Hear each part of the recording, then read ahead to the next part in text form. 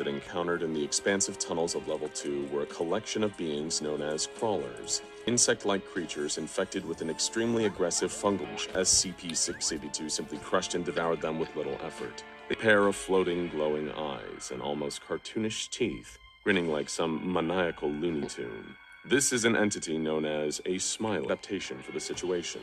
Its body began to glow, emitting incredible levels of both heat and light, carving through the darkness of the tunnel and causing the Smiler to emit a terrible, piercing shriek. The sheer heat of this new ability melted sections of the Level 2 tunnels around SCP-682.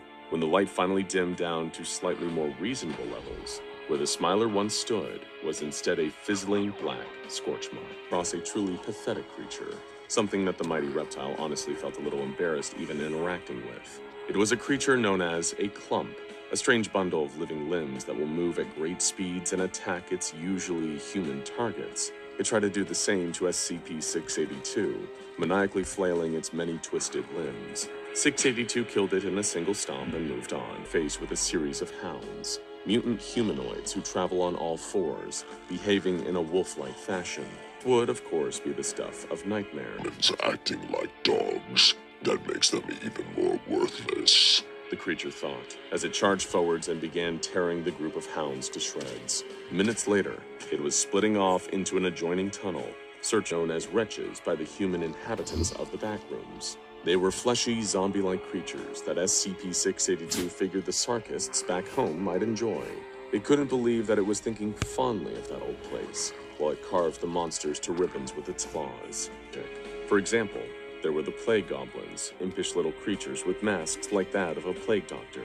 682 found itself thinking almost fondly about SCP-0 creatures and even humans as a nest of creatures known as death moths. These were huge, fluttering moths of freakish size, congregating around a glowing electrical outlet. Quickly healed from the acidic onslaught, and it developed a powerful counter-adaptation, a long, sticky, frog-like tongue, which it used to devour the nest full of death moths and move along to its next target. Duck in one of the level's many anomalous hallways. It was just another human, in a similar outfit to all those major Explorer Group weaklings it had destroyed earlier.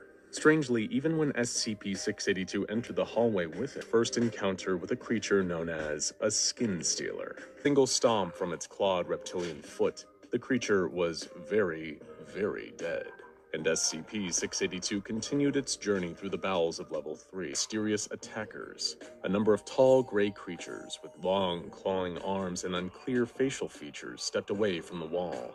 These entities are known as the Dullers. This unusual fact yet, SCP-682 was more than happy to give them a first-hand education. While the Dullers tried their best to claw into SCP-682's thick, leathery hide, the creature decided to employ a new ability it had stolen from the female death moths. Several new glands developed all over 682's body, each of which produced a fine mist of highly concentrated acid. Soon enough, the Dullers were howling in pain and melting away into dull gray puddles on the ground, never to reconstitute again. That's what you get for trying to climb up the food chain, folks. It never ends well. Unless you're 682, that is.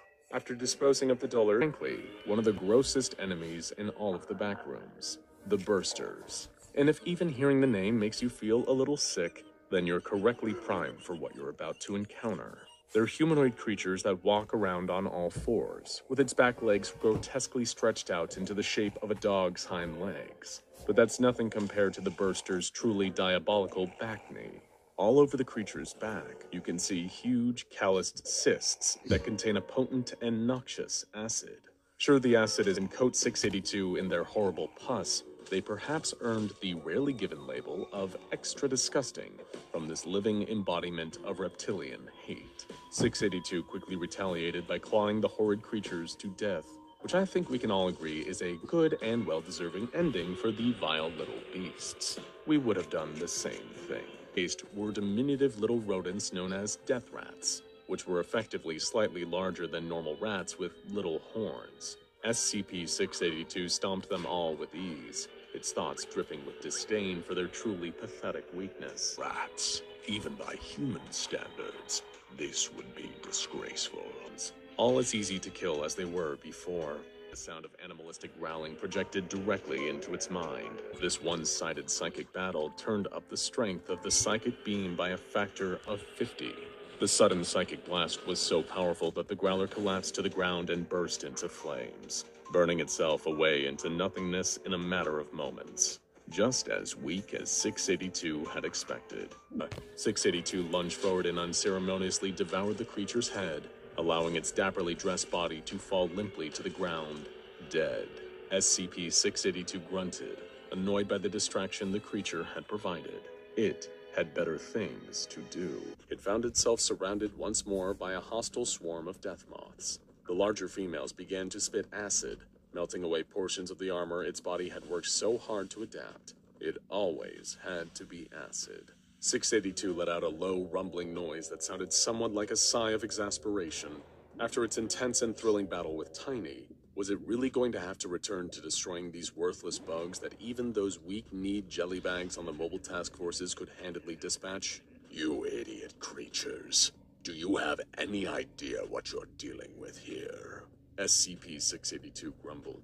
The death moths didn't respond. They merely continued to flap around in the air around the SCP's head and bombard the reptile with more acid. 682 was positively seething. Know your place! It mercilessly devoured every last death moth before making its way deeper into level 8, perhaps with the myriad infuriated.